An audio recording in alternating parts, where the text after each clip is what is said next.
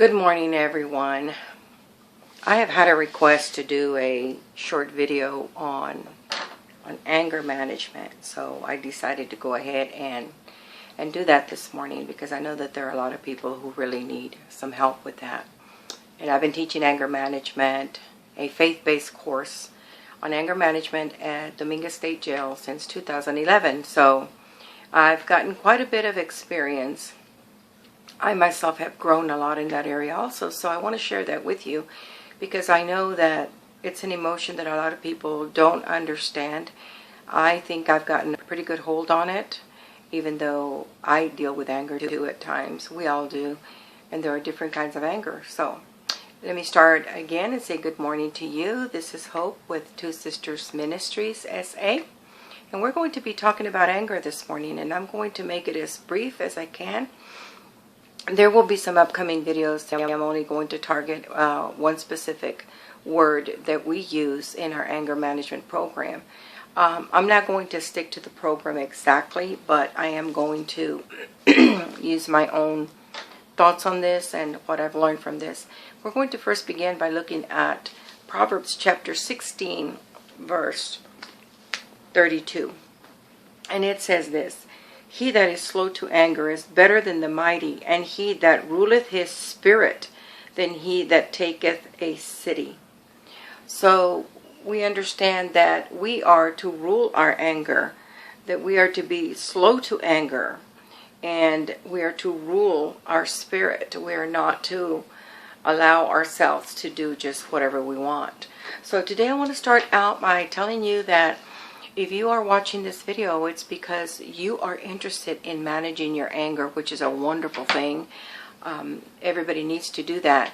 Whatever issues you have had regarding anger, it's okay. You need to, number one, put the past behind and give yourself a new beginning. The Word of God says that God's mercies, and that is plural, God's mercies are new every morning. So this morning you've got new mercies. I've got new mercies every morning. So do you. So does everyone else.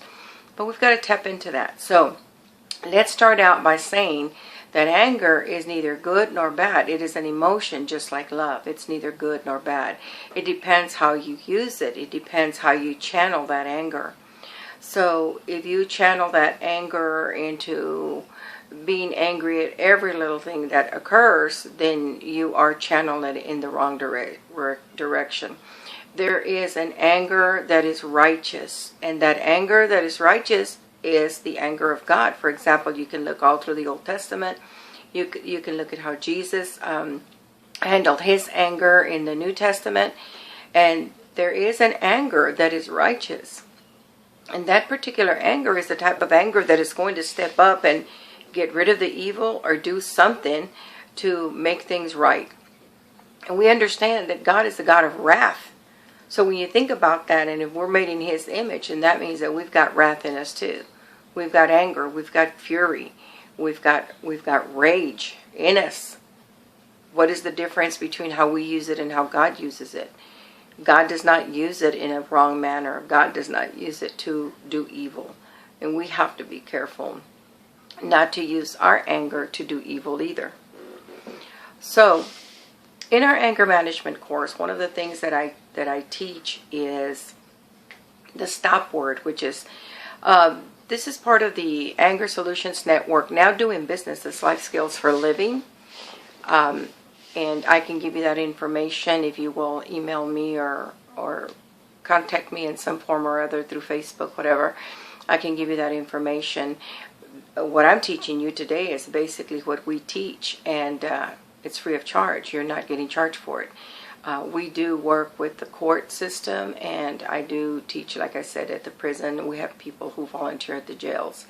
We are a nonprofit organization, and today I'm using the knowledge that I've gained from them. So in a sense, I am representing them.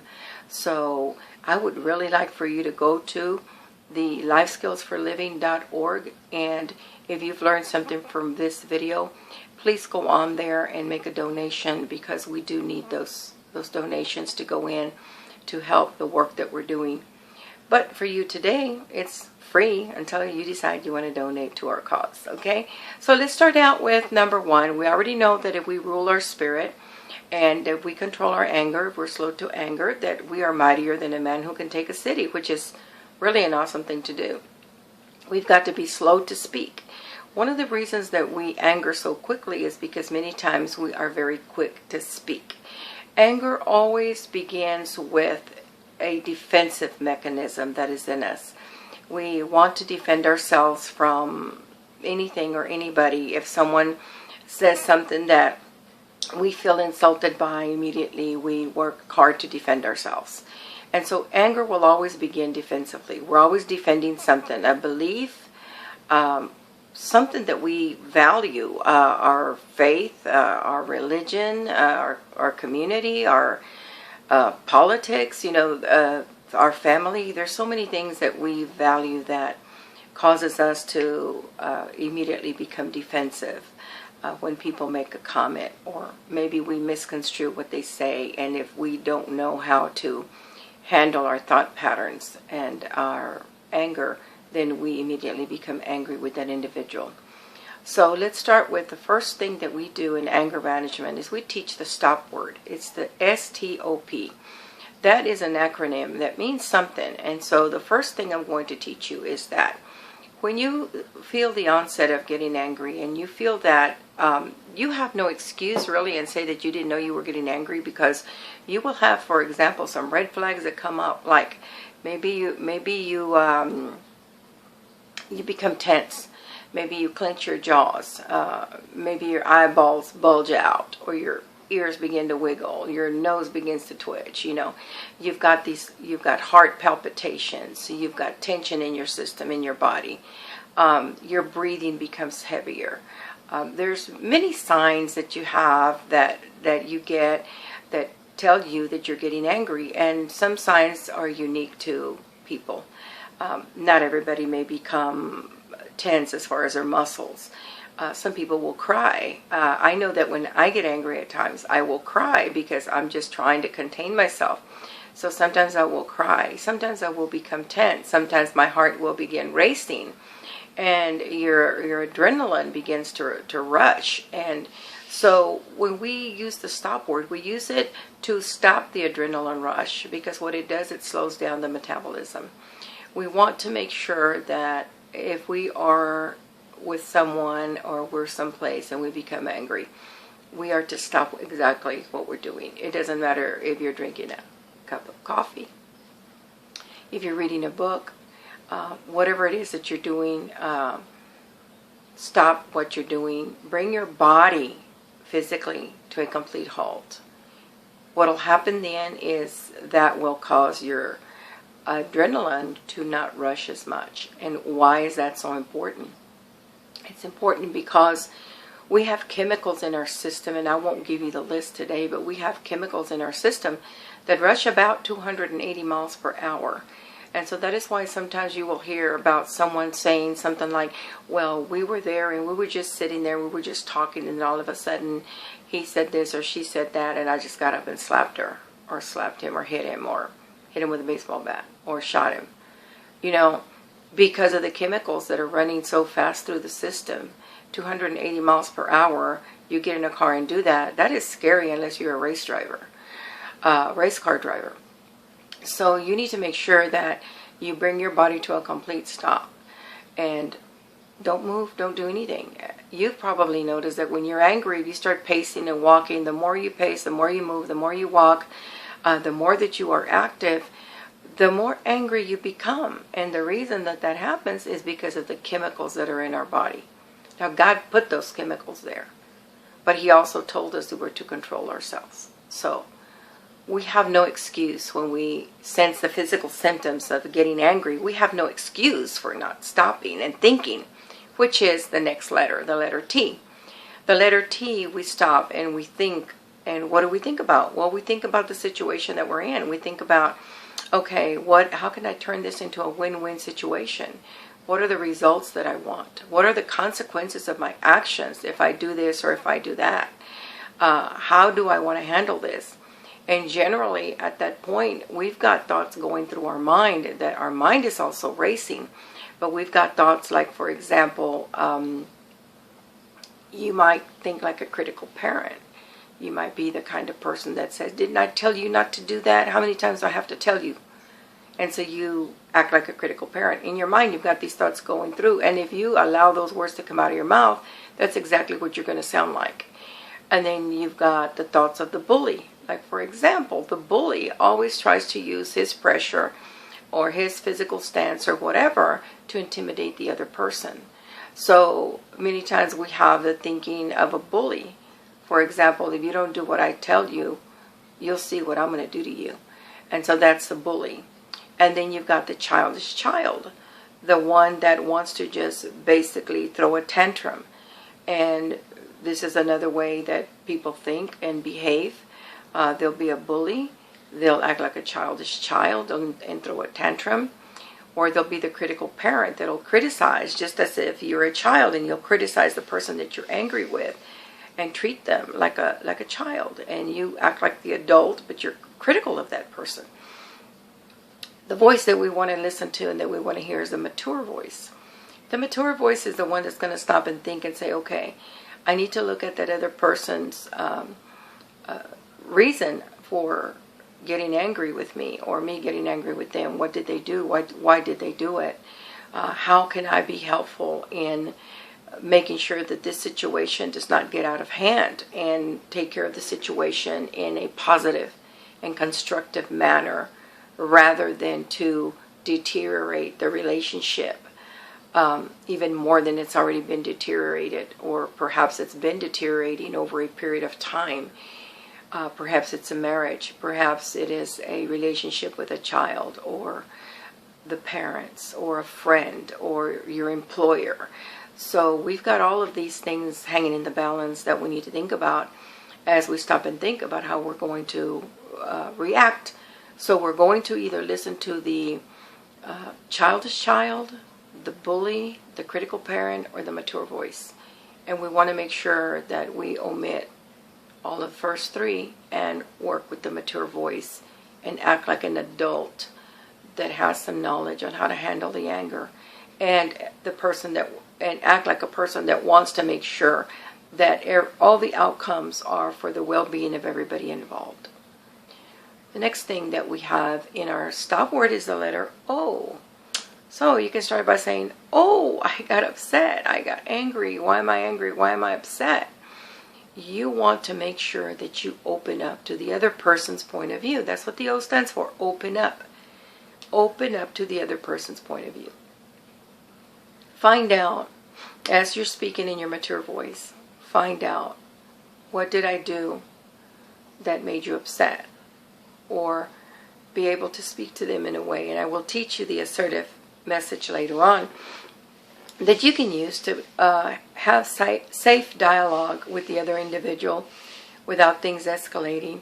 But you want to open up to their point of view. And when you do that and you're listening to them, you don't want to listen to respond. That is the most and the worst thing that we do to ourselves, is because we're still in that defensive mode. So you listen to respond to defend yourself. And that's not the purpose of the O in the stop word. It is to open up to the individual and find out their point of view. In many cases, their point of view is valid. And you may find yourself eating crow after you have said stuff that you shouldn't have said or done stuff that you shouldn't have done. So you need to be open to them and just listen to what they have to say, and don't feel that you have to respond. Listen to them and look for some validity in their point, because they may have it and you may be totally and completely wrong, and you're going to have to get off your high horse and admit it. And that is one of the first steps of breaking out of that anger, is admitting when you've messed up and you're wrong. Admit it and move on. And then the last thing that we have is the letter P for the problem. What is the problem? The problem is anger. Whose anger? Your anger. My anger. You see, one of the issues in our society today, and one of the major problems that we have, is that people nowadays don't want to admit when they're wrong. They want to shove the blame off on somebody else, you know, the guy next door or whatever, the car in front of me or the car behind me, whatever. Or if someone doesn't get something right, and so they want to shove the blame. So we play the blame game. You don't want to do that. You don't want to be blaming people for your anger. Your anger is your anger. For example, you don't go around and say, oh, I love my wife because so-and-so told me that I should love my wife, or so-and-so told me that I should fall in love with this person. That sounds ridiculous, doesn't it? Well, it's just as ridiculous for you to blame somebody for you getting angry. It doesn't matter what triggered your anger. The issue is that your problem is your anger, not what somebody else did. And so you have to stop blaming people for your anger and admit to yourself, I'm the one that has the issue, I'm the one that has the problem, and I'm the one that has to deal with it. And then you need to deal with it. And the tools that I'm going to give you during these videos is going to help you to get a hold of yourself. But part of that is you've got to have God's help. This is why when I do my anger management courses, I do a faith-based, higher power, whatever, some people believe, that's fine. But I can guarantee you one thing, that without Christ in your life, you're going to have a really hard time managing your emotions. Not just your anger, but everything else in your life. So I always teach a faith-based anger solutions class. So we recognize that the problem is our anger, not somebody else's anger, my anger. I'm the one that has the anger. I'm the one that has to be responsible for it.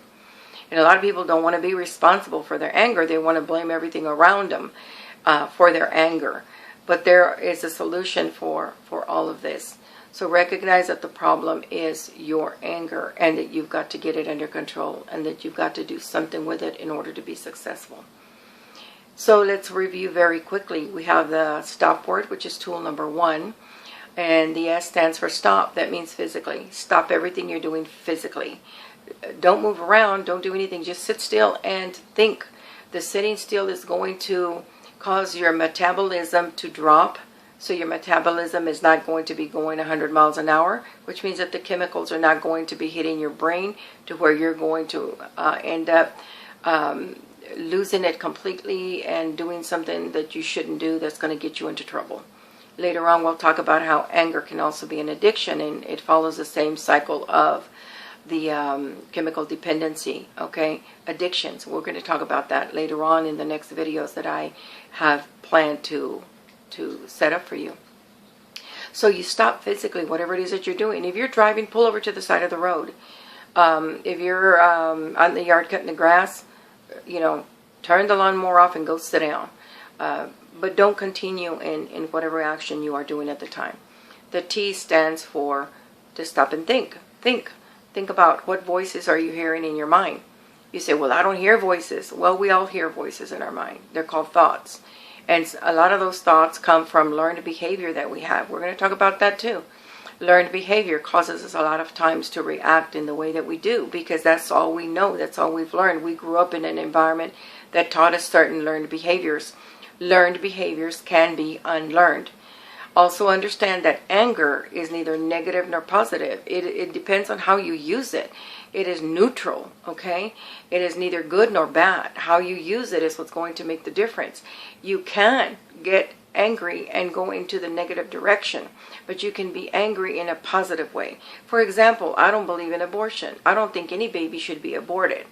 So when I see all of these things about abortion and I see all these people who call themselves Christians voting for people who believe in abortion and make these type of political moves, and when they go to the voting booth, I have an issue with that because I don't want any baby to die just because it's inconvenient to have a baby or it wasn't planned. So yeah, that makes me very angry. I start raising my voice, my eyes start bulging out, and I'm ready to put up a fight.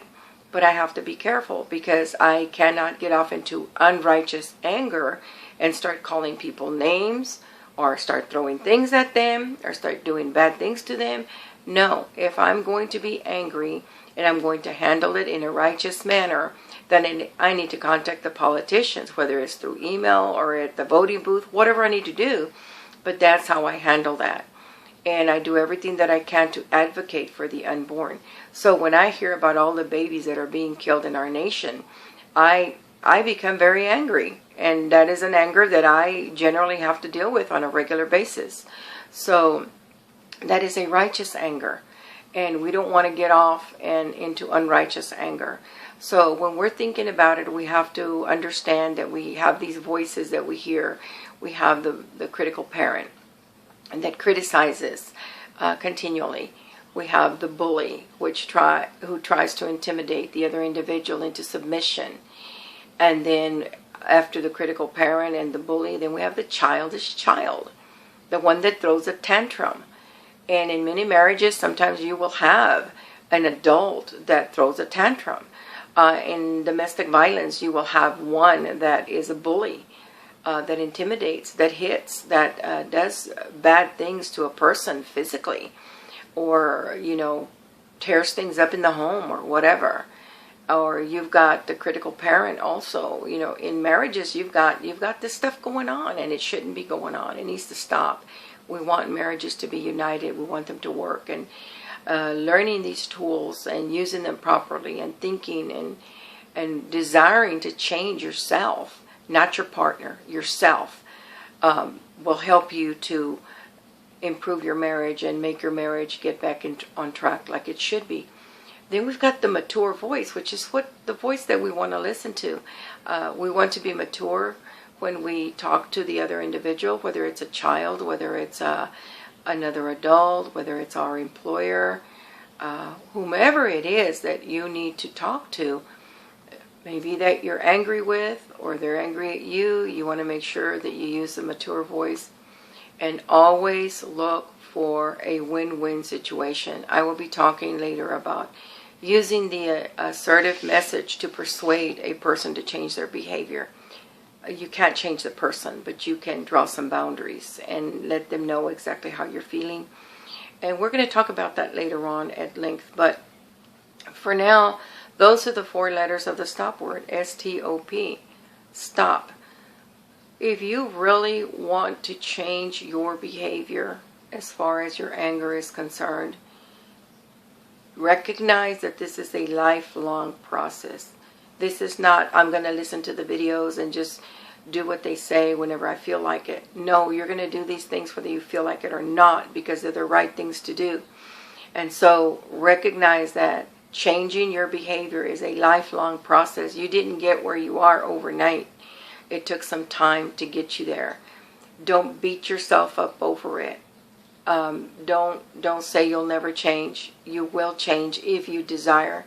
Again, you must have a desire to change, and you must have a desire to follow the biblical principles that I'm going to show you throughout these videos. So I hope that you come back again and listen to my other videos. Hopefully the lighting and everything will be better, but we'll see how that goes. God bless you. Read the Word of God. Read Proverbs chapter 16. Thoroughly, you'll find a lot of things dealing with anger there. How to hold your tongue and things like that. And I will be sharing a lot of other scriptures with you that I normally don't share at the prison. There are a lot of things that God has taught me, and I want to share those with you so that you can have success in your life. God bless you, and I hope that you come back to see the video again. I hope you take notes. I hope that you share this video with everyone else. Again, this is Hope with Two Sisters Ministries, S.A., and this is part 1 of our anger solutions. Thank you.